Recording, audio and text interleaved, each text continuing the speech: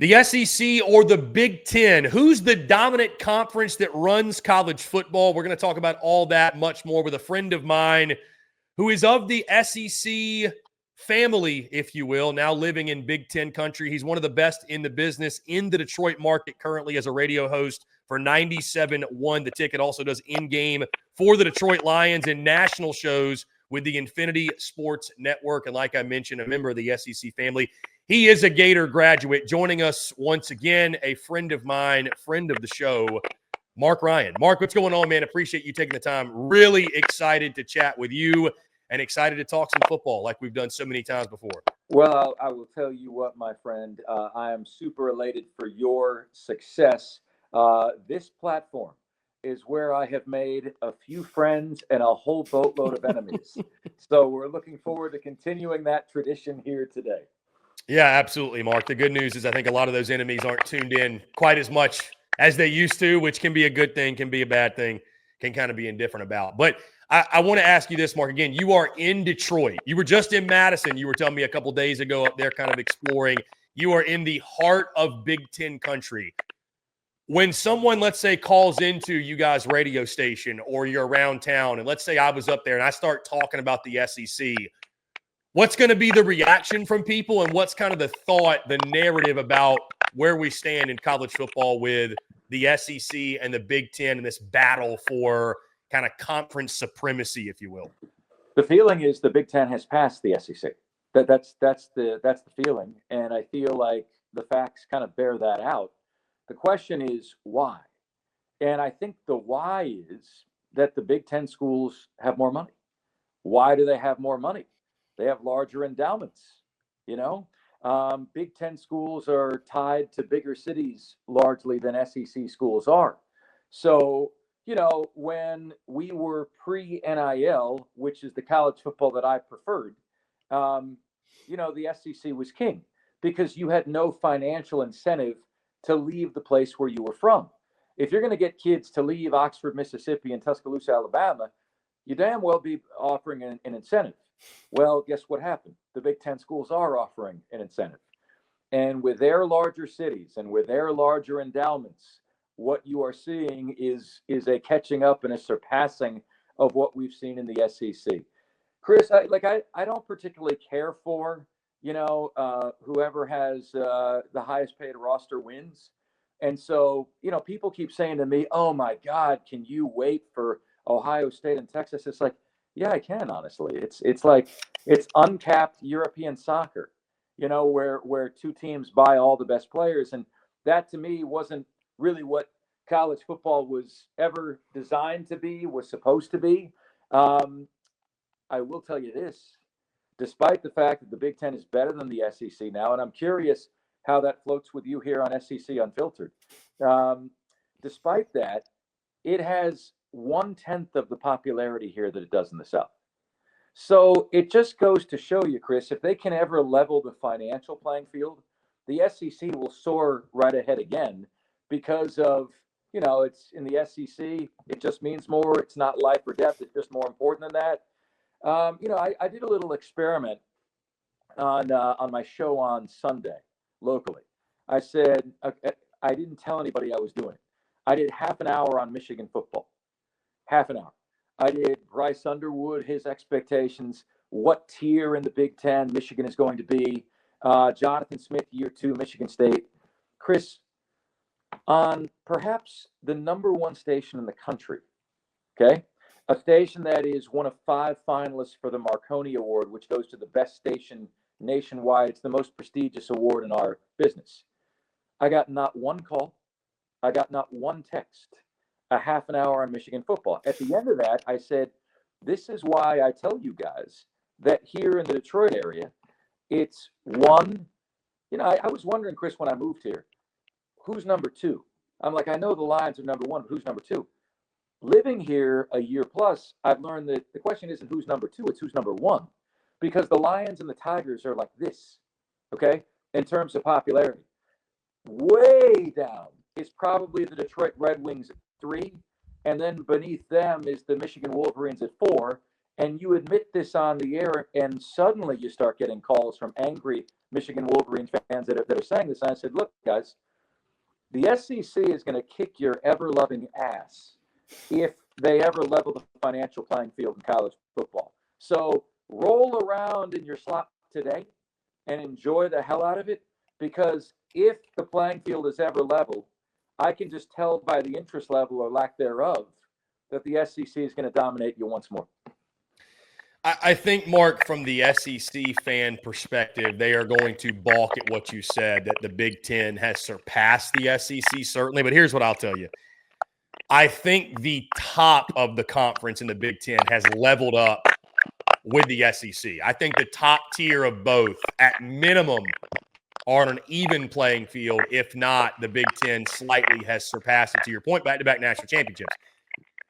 I still think there's a belief, and where I tend to come from this, there is a belief, and I believe the SEC is still the far deeper conference than the Big Ten is. Far deeper. Now, I say that while acknowledging, for example, in Illinois beating a South Carolina last year and during bowl season, right? So, like, I think the Big Ten can make a slight argument, but I just think top to bottom, the conference as a whole is still better. That's where I come from.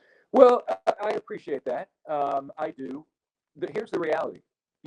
Each of the years, Chris, that we've had a college football playoff national championship, I'm not sure if you know this or not, but every national champion has been top 6 in the odds when the season began.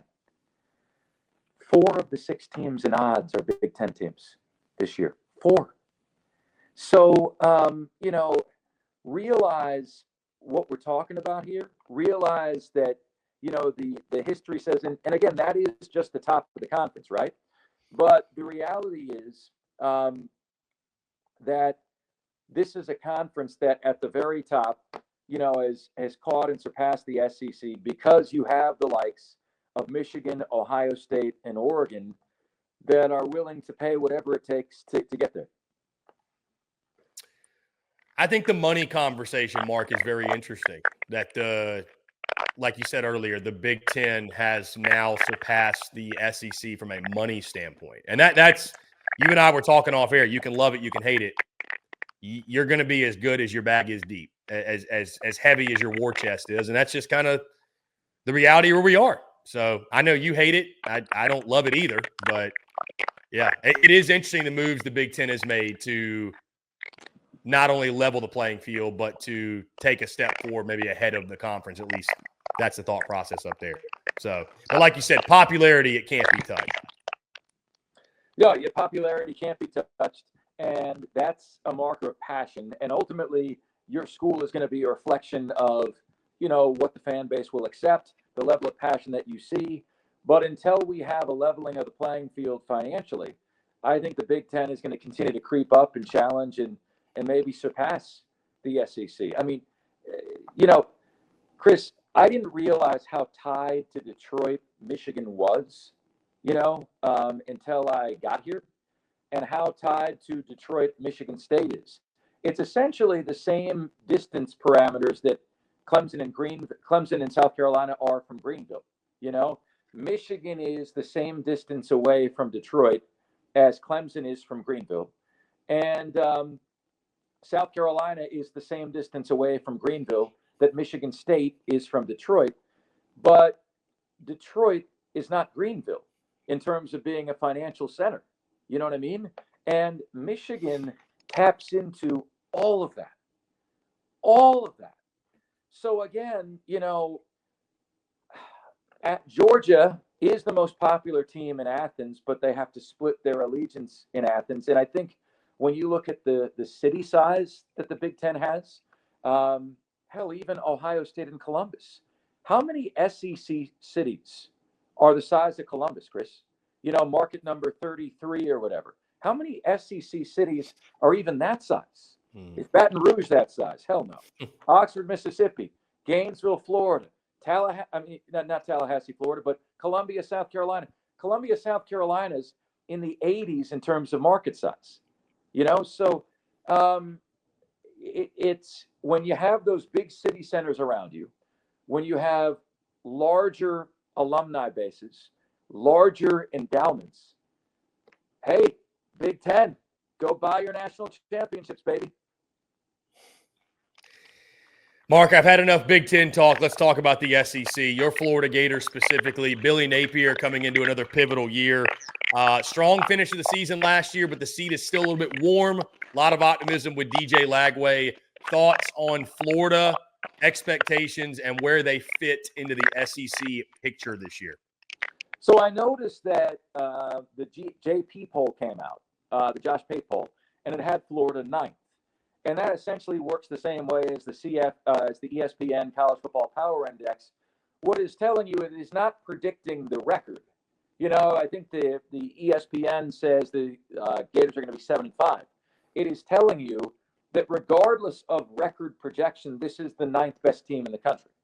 You know, and I think it's incredibly unfortunate that we've arrived at this place where the apples to oranges are so uneven that you got to have conversations like, is a 4-loss SEC team more deserving than a 1-loss Big 12 team? I mean, think about that. Think about that for a minute. But, you know, like if you've got, if people have Florida losing 5 games, 3 games, 4 games, how do you compare that? Used to be college football was at least enough on a level playing field where, you know, what happened to Florida State the year before last doesn't happen. You know what I mean? But we've been inching away from that now for some time. And, you know, like, you tell me, why does Florida play an NFL schedule every single year? You know? Why? I'm looking at this at Louisiana State, at Miami, at Texas, 3 games in a row. You know, just take an ice pick and jam it right in my retina. Certainly, again, one of the toughest schedules on college football. Can't wait to get back down to the swamp, Mark. We will be down there pretty early in the season. Wink, wink. I lied. I do want to go back because I forgot to ask you this about the SEC Big Ten conversation. So you made your case for the Big Ten, or at least the case of what's kind of the feeling up there is understood in Big Ten country. How big, if impactful at all, are those first 2 weeks, Texas, Ohio State, Oklahoma, Michigan? If the SEC goes clean sweep 2-0, does that change anything in your mind with perception? Well, I'll tell you, Coach Moore would be on the hot seat pretty significantly, you know, if that's the case. You know, there is full expectation that Michigan is gonna win that game against Oklahoma. You know, Texas and Ohio State, man, who knows? You know, it's just you know, 11 different All-Americans lining up for each team in that game. I mean, Chris, you tell me. I mean, are you know, you said to me last year at some time, you said, Mark, are you not loving this atmosphere? I think it was Alabama at Georgia. And I'm like, atmosphere is the same as it's always been. Atmosphere is second to none. I don't understand the why to that, because when you add a safety net to these games that never had a safety net, you lose so much. You know, the loser of Michigan, Ohio State never played for the national championship. That's the way it should be. You should be building towards that climax. Family show, eyes up here. You should be building towards that climax at the end of the season, knowing that the loser is out, knowing full well. You know, like, what does Texas, Ohio State really mean when you know the loser is going to be just fine anyway? Well, what is really on the line in that game? Can you tell me what's on the line? Seeding? Is that it? Bragging rights. Okay. I mean, yeah, getting your season off to a good start. That's about it. Yeah. Okay. I will be there though. I mean, you know, I'm excited to see the shoe. Selfishly, never been. See Columbus, but yes, to your point, neither one of their seasons is over, win or lose, or his guarantees anything, win or lose. And see, the people who like the NFL the best, they love that. They love the fact that one loss doesn't derail your season. But again, you know, I know it's cliche to say, but every week was a playoff game in old school college football. you had to show up every single week. And if you lost a game, you had to pray that you could do enough to come back from it. And it created environments, Chris, where you and I would have our phones buzzing on a Saturday afternoon. Oh my God, Purdue is no longer Purdue, and they're going to knock off Ohio State. And now it's like, okay, Northern Illinois knocks off Notre Dame. So what? Notre Dame's fine. No, man, that used to ruin you, and I loved when it ruined you. And to me, it's lost a little bit of the luster, to say the least. But you are in Nashville. Can I ask you this question? Favorite movie of all time for me, Swingers. They got this dude. You ever seen that, Swingers? I've never seen that movie. Dude, listen, Vince Vaughn, I'm telling you, it's on point. So in the movie, they got this friend, good-looking dude. They're trying to set him up. The guy's got no confidence. And they're saying, with these fangs, you don't know how to go kill the bunny? And the bunny's, of course, the girl. They just want him to go talk to the girl. With this, you don't know how to grab the bunny. Chris, with the city of Nashville around it, how the hell isn't Vanderbilt successful? You've seen where Vanderbilt is there. It could not have a more pristine location there. I went on a bus tour of Nashville, and the bus driver said, "We got any Vanderbilt fans on board?" Nobody raised their hand, and he goes, "Every time, not a single one." How do you not succeed when you are there? How does that not happen? Yeah, I think part of Vandy's problem is sports is not ingrained in the culture of that university. It is an academic institution through and through. I mean, most of the students that go there, Mark, they are foreign. They are not local to Nashville, even local to the state of Tennessee. And then you've got a mix of those that are from Tennessee. Some Tennessee fans just go to Vandy to get the degree. So, there's other reasons too. I mean, lack of history, lack of tradition. The facilities are easily 16th out of 16 in the conference, but Georgia and LSU overrun your stadium every time. Yeah, but listen, I respect the mentality and the energy that Diego Pavia has brought. It's going to take a delusional level of belief if Vandy's ever going to get out of the cellar and actually start competing for stuff. I mean, listen, that stuff works too. It took a delusional level of belief for Vandy to beat Alabama last year. And it happened, right? Mark, I want to really quickly, though, I want to go back to something you said, because you and I agree on a lot. Can I add one more thing? Yeah, go ahead. Can I add one more thing? Okay. My opinion, we had this little thing on the national show over the weekend, the capital city of football. And the one that won was Pittsburgh. Okay, Pittsburgh won as the capital city of football. For college football, Chris, I think the stigma of Vanderbilt is the only thing stopping Nashville from overtaking Atlanta and being the capital city of college football. If they solve that Vanderbilt thing, where you now reside is the capital city of college football, in my opinion. Sorry. It is. I mean, that's the reason I moved here. It is kind of the center of the SEC universe, but I would agree with you. That next step could be taken if Vandy were to ever excel and do anything of significance. But what I was going to say, Mark, you and I agree on a lot. I want to push back on something, though, and just ask you this. Just humor me for a moment. Because like you said, like Bama, Georgia last year, Texas, Ohio State this year, LSU, Clemson, the games have a safety net. So why do they matter is what you said, right? Like, why do they matter? What makes them special anymore? There's a safety net.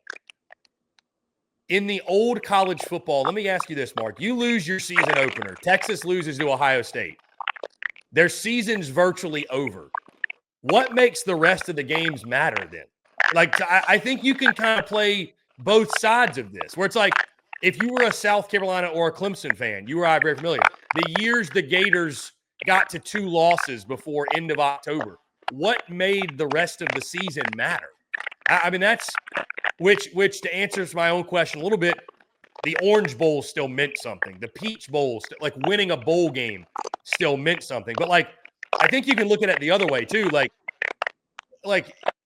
if there's no reason to show up and care about Alabama, Georgia, for example, because there's a safety net, why did fans of the past show up for South Carolina and Kentucky. Like, why did they care? Like, you know what I mean? Like, I mean, it's still Alabama, Georgia, end of the day, even if there is a safety net versus, you know, a 6-4 team playing a 6-4 team.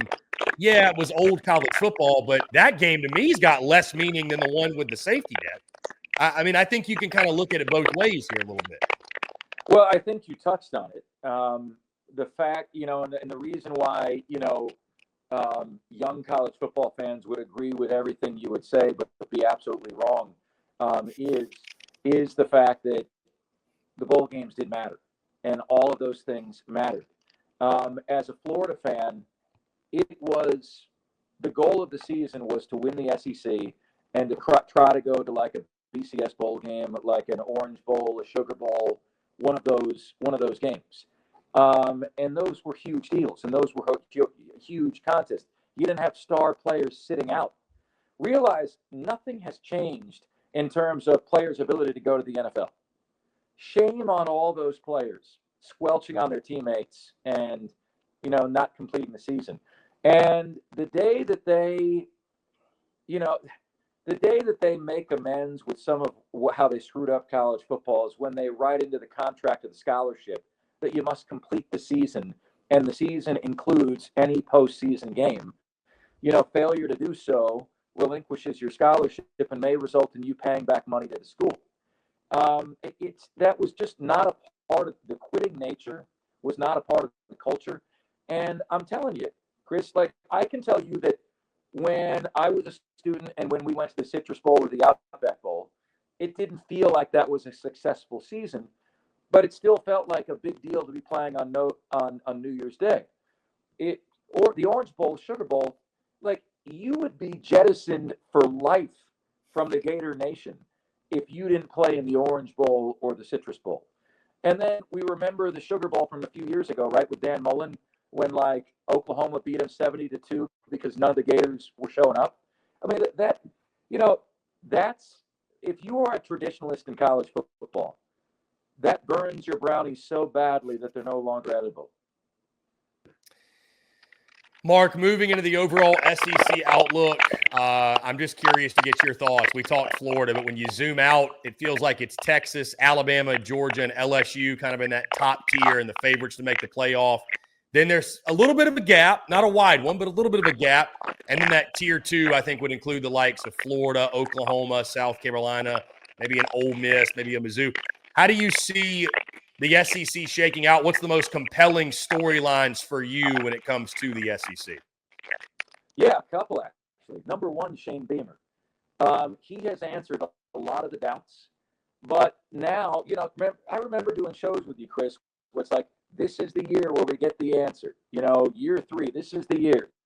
Well, he's answered a lot of the doubts. He's surpassed Will Muschamp, thank God. But don't you think for him, there's not job pressure on him this year? Like he's not in the hot seat, but he is under pressure for this reason. He's got to show he can maintain what he started. And I also think the ceiling for South Carolina will be defined this year. Like what is their ceiling? You know, do Gamecock fans dare dream to be among the elite in the SEC, or are they always going to be the second or third tier? Does that represent the ceiling of what they can accomplish under Shane Beamer? Now, make no bones about it. I said the whole time I was there is nothing preventing South Carolina from winning a national championship, and the proof of that is what Dabo Swinney has done. But do you agree with me that? Like, is this the year where kind of the ceiling will be defined for South Carolina? Like, can they be a top 10 team this year? The preseason rating would seem to suggest they have every chance of doing that, you know, and then who is the next Lenora Sellers for them? Yeah, I think that is a good point, Mark. I think the ceiling being defined. I think it also will just determine, is this a program that is ever going to be capable of handling any sort of preseason hype? Because you made the point, there was a lot of hype in 2023, too. And if you suggested that team might miss a bowl game, you'd have been labeled as absolutely insane. And sure enough, they did exactly that. So I'm not saying that South Carolina is going to do that, but, you know, is this a program built to, like you said, have sustained success? And not crumble when there's any sort of expectations loftier than just making a bowl game. I mean, that to me, I think, is what this season will tell us a lot of. Anything else, Mark? Top of the SEC? I know obviously Georgia's a program you're familiar with, Texas. Yeah, 100%. Like, I think, it's fascinating to look at the Kalen DeBoer case and to look at the fact that the expectations from Alabama have never and will never go anywhere. Last year to them was unacceptable. There is no rebuild. There is just reload. And I think it's going to be a fascinating case study on fit, right? Like, we all saw and witnessed Rich Rod's failure at Michigan when it came to fit. But then again, we saw Nick Saban's success not being from SEC country and being able to adapt. And then it's like, we forget that Nick Saban is not a Southerner, right? Like he blends in and fits in so well to that. Billy Napier fits in with the Southern culture. Does Kalen DeBoer? Or is Kalen DeBoer a Pacific Northwest Big Ten guy? And, when I say that to you, Chris, I am not eliminating people from having success anywhere in the country, but you have to make yourself fit into your environment. And some guys are just always square peg, round hole. So the Kalen DeBoer fit and that marriage between he and Tuscaloosa, are they at each other's throats at the end of the year because Alabama's dropped 3 or 4? Or are they back to being what they were under Nick Saban? I will tell you this, man. I mean, you take that job, you take that paycheck for your family. There is no joy when you win. There is nothing but relief, and it is all hell rains down when you lose. Marc Ryan, one of the best in the business. Mark, it's always a pleasure to chat with you. One last thing before I get you out of here. I asked you what the Big Ten fan perspective was. I want to know Marc Ryan's perspective, going back to the original question. From the lips of Marc Ryan, has the Big Ten surpassed the SEC? Are they a better football conference than the Southeastern Conference at this point? I think it's obvious. They are. Yeah, the Big Ten has surpassed the SEC. I am an SEC guy. You see the flag behind me. I do not want that flag to burn, but the embers are beginning of the SEC flag because of Big Ten city size, Big Ten alumni base size, Big Ten endowments.